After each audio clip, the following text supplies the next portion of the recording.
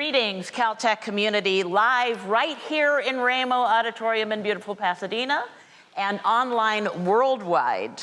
Welcome to our first Techer Live conversation, Future Prospects for American Science. So, without further ado, let's turn to tonight's question. How can universities and alumni restore trust in science and serve the public good? There is a lot to unpack here. I guess starting with the state of science. You know, you start with a question where I'm thinking, boy, I haven't shined my crystal ball really well enough. But I did want to start by talking about what may be irony in this context, but also hope, which is it's a fantastic time to be doing science. The questions we can ask are spectacular. The instruments we have are remarkable. We will know, I think, in the next decade, or potentially will know, is there life somewhere else in our solar system, the rocks from Mars, or on suns, on planets orbiting other suns.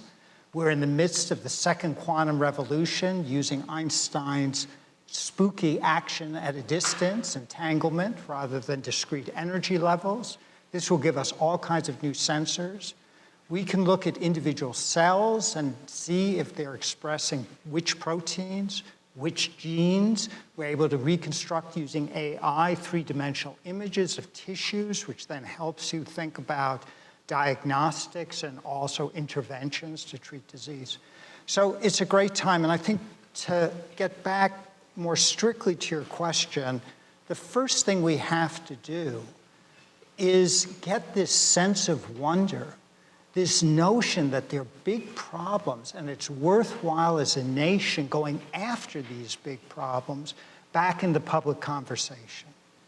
I think we also have to explain how support of basic science translates into interventions, into technologies that make people's lives better. And there are lots of stories about that. Lots of Caltech stories, the electronics revolution, solving the smog problem, gene sequencing. All of them came out of Caltech. And so we have not done as good a job, I think, but we as techers can contribute to that conversation. And I know it's not enough. There's a lot of politics involved. But I think it's a start in terms of restoring the kind of conversations that we need to have to make sure that support for science is longstanding.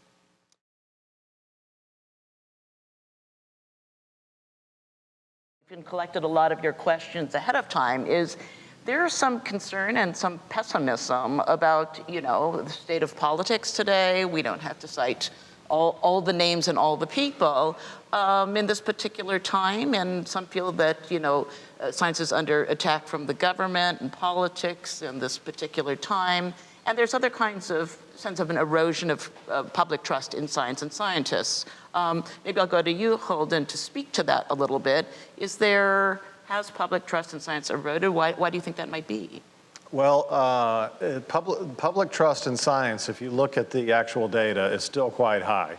If you ask people if they trust scientists compared to the military, religious leaders, journalists, big corporations, science comes out at the very top. It's come down over the last 6 years or so because of the pandemic, but it's still higher than essentially any other institution. So to say trust in science has collapsed or something like that isn't quite correct. It's declined from where it was, and the partisan gap among people from the two parties who trust science has increased. But the overall trust in science is still quite high. I think that, you know, there are several things going on. One is there's political utility in attacking science that is being used to drive politics. That's always been there. I teach a class at GW about this that starts in 1980. You can go back even further, but that's where I usually start.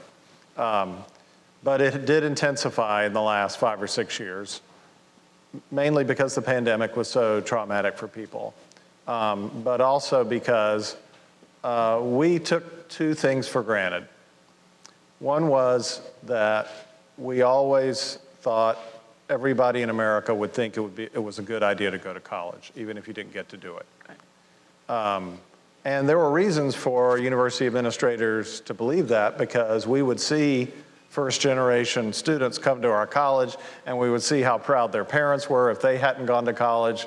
And so we were getting all these messages that everybody in America thought if you could go to college, that was a great thing to do. But it turns out that that wasn't as robust as we thought it was. And now there are a lot of people, and maybe they were already out there, they've just been tapped into, who aren't convinced that a college education is always a good thing if you can get one. And then I think the other thing we took for granted was that the data would win in the end, and that if we found the truth, eventually people would come around to it. And it turns out that it's more work to get that across than we have planned for. And so I think with those two things, combined with the political winds that made it productive to attack science, that's kind of how we got in this situation. So if we're going to get out of it, you know, at least the part that we control, we have to figure out how to change.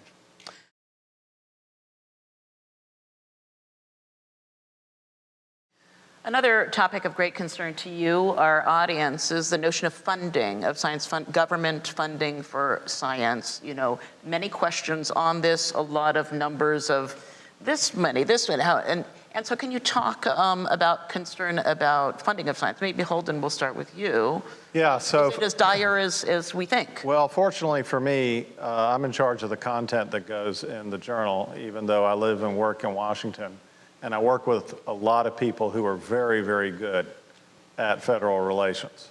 So I don't have to do it because I'm not very good at talking to politicians. But I get to learn a lot about it from my colleagues. And my boss, Sudha Parikh, who's the head of the AAAS, he was a congressional staffer for the Republican side in Senate appropriations for many years before he got his job. And so he really, really knows what's going on. And I think that people like him and the university presidents and their associations have done a really good job, as they often do, working on the Senate Republicans. And interestingly, we just published a policy forum last week showing that when Republicans control the House and the presidency, that's when science goes up the most. The science funding goes up the most. And the data on that are quite clear. So in this particular case, the marks for NSF and NIH look a lot better than the president's budget. And that's because great people have been working behind the scenes, doing politics the way you're supposed to do it, by getting the strategic senators and House members and working with them and listening to them and helping them politically provide support. And I know a lot of the scientific community gets very frustrated that a lot of that is behind the scenes rather than sort of out in front. But we've had good results on the appropriation side. Now, the worry, of course, is that the administration has been withholding money, and the administration is going to, you know, we're going to have this administration for 3.5 years, and they're going to control the Office of Management and Budget. And so every day, the university presidents and the association heads and people like that are going to have to worry about and try to do things about money being held back by the administration. But the bipartisan congressional support for science funding is still strong, as it always has been in my lifetime. And ultimately, hopefully that'll be a winner. That doesn't change the pain and agony that come from the programs that have been cut, and especially the ones that make it so that people who've been excluded from science historically can participate. The loss of those programs is absolutely devastating, and I don't mean to minimize that at all, but you can look for the positive things, and the overall levels of support will come up, and if we can preserve the scientific enterprise, then maybe one day we can get those programs we lost back. So Tom, back to you. In Caltech, are you concerned with funding cuts from the government to Caltech and its research? I mean, how does that feel from where you sit? So I share Holden's optimism in the long term. I think what science does is too important in terms of creating jobs, in terms of giving good health outcomes, in terms of making people safer, in terms of the national security of this country, that Congress or another administration will not restore at least some of the funding. So I think a lot of it, I think Caltech will continue to be a vibrant institution. We will be here 100 years from now. But I am not as optimistic in the short term. And I hope I'm wrong. But I think that all major research universities will shrink to some extent. I don't think the undergraduate body at Caltech is going to affect the undergraduate body much. It will affect, I think, graduate students and postdocs. I think it will affect the size of our faculty. It will affect all the things that we hope to accomplish and are important to accomplish for society.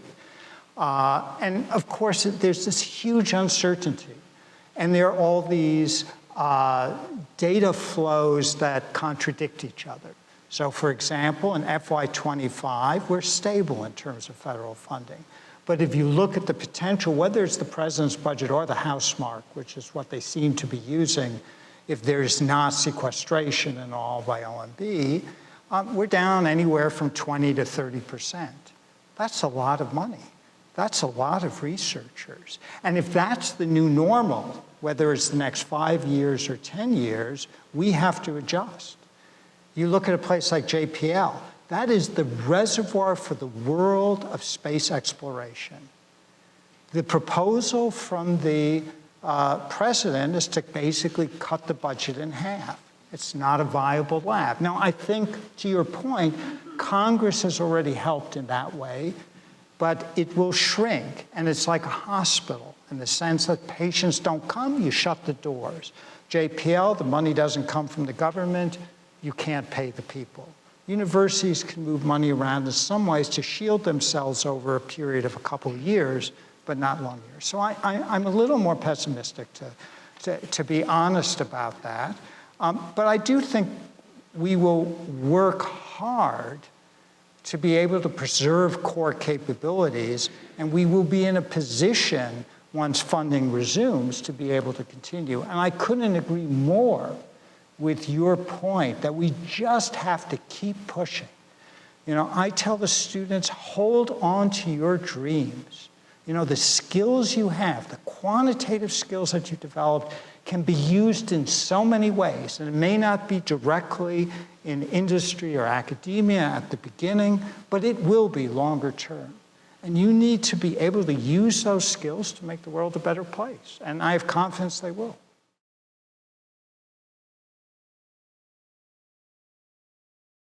Art Jensen, 1976, if federal basic research dollars shrink, what alternative funding mechanisms are most realistic? What would be the trade-offs? Ryan McDaniel of 03, the post-World War II model of collaboration between government funding and labs, academia, and industry has been the cornerstone of American science and innovation for decades.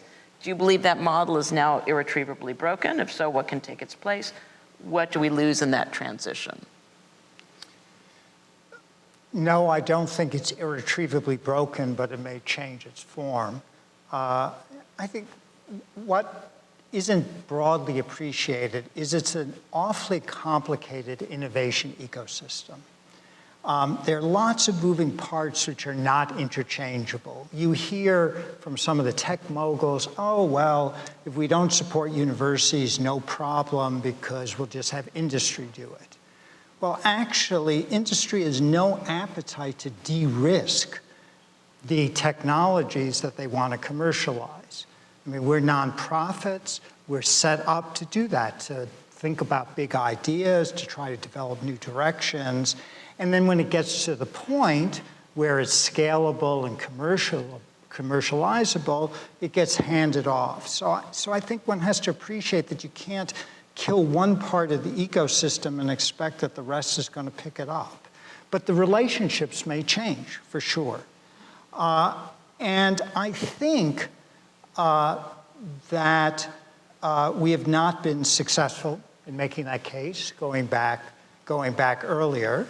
And I think that we have to work harder to be able to make those connections stronger and more resilient. One of my disappointments, I must confess, is that even though we are providing the scientists and engineers that are fueling the tech revolution, we don't have a lot of support from tech and industry right now. Where are they going to get their workers? And particularly if you're limiting intake from foreign workers or foreign students. And so I think we need a bit of more integration, if you will, between these different parts of society and try to restore at least some of that balance. And on that particular Wayland Tan 2014 asks, how are and a lot of questions have been to this, how are visa changes and U.S. international relations, for instance, China, shaping collaborations and talent pipelines? What protections or exemptions should universities seek? Yeah, so I can speak to that briefly. So far, we have not been hit too hard. We were really worried this year with international students and postdocs. I think we only have four individuals who have had trouble getting visas at this point. But it is clear that there is lots of action in the pipeline to restrict students and postdocs at the level of student visas and, of course, H-1Bs, and you've been reading about the more recent portions there. I think my personal view is this could be the longest lasting effect of the current policies, is that we will discourage bright young people from going into science because of the funding part who are in the US, and we will make it clear that we are not welcoming to foreign students. And the United States has been able to compete with a small portion of the world's population because people of talent come to the United States. I mean, you can go through the waves of immigration. Now, it's not an either or. We have to do more to encourage students, and you pointed to this, Holden, who are in the US who have traditionally not gone into science. But we also need to welcome talent from abroad, and there's plenty of demand for both. And I worry that that will be generational. And Europe and Asia have seen the US playbook. They invest in their universities. They know it spins off ideas and companies and creates jobs, and they're recruiting our folks.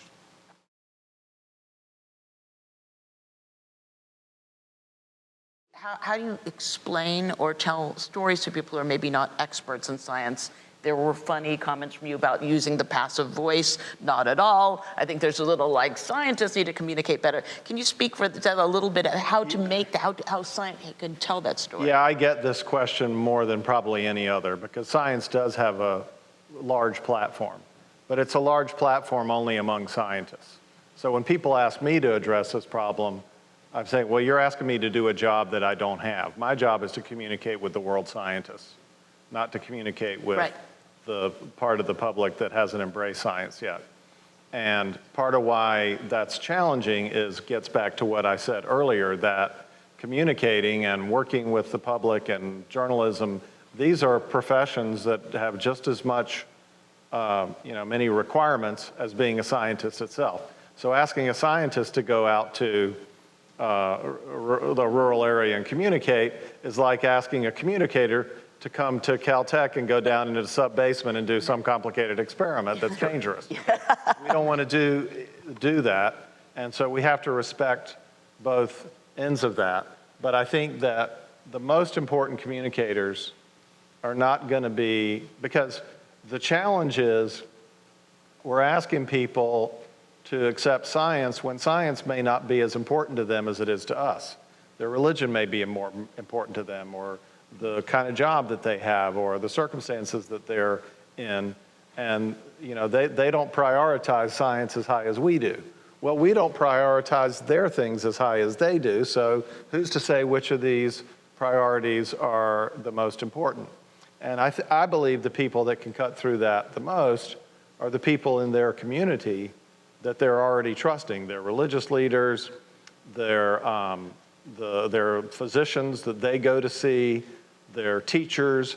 These are the people who are in a much better position to connect with these folks than somebody on TV or somebody who writes an op-ed who's got a bunch of degrees from institutions that are not accessible to them. So my thing that I think is the most important is how do we reach out to the local leaders in education and healthcare and the government that can help us, rather than trying to reach everybody. And thanks to you all for being here and your terrific questions. You're part of our treasured community. And this all will be online, posted shortly. And please join us for the next Techer Live. Have a wonderful evening.